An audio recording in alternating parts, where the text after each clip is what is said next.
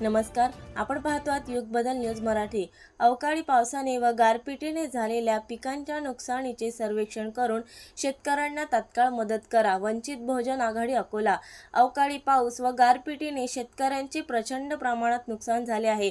या नुकसानीचे पंचनामे करून तात्काळ मदत करावी, असे वंचित बहुजन आघाडी अकोला जिल्ह्याच्या वतीने जिल्हाध्यक्ष प्रमोद देंडवे, जिल्हा महासचिव मिलिंद इंगळे, महिला जिल्हाध्यक्ष प्रभाताई शिरसाट यांच्या नेतृत्वाखाली माननीय जिल्हाधिकारी अकोला यांना निवेदन देण्यात आले।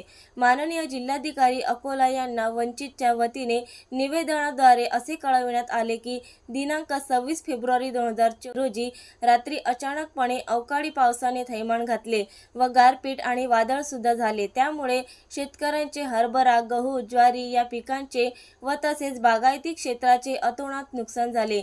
तसेच वादळाने झाडे, इलेक्ट्रिक पोल व काही शेतमजुरांचे घरावरील पत्रे उडल्याने त्यांच्या घरातील जीवनावश्यक वस्तूंची नासाडी झाली आहे।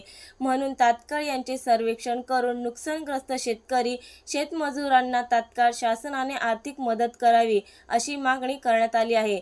यावेळी वंचित बहुजन आघाडीचे पदाधिकारी तथा कार्यकर्ते मोठ्या संख्येने उपस्थित होते। काल रात्री अचानक अकोला जिल्ह्यातील अनेक भागात पावसानं थैमान घातलं, सोबतच प्रचंड अशी गारपीट झाली आणि या गारपीटमध्ये शेतकरी जमीनदोस्त झाला।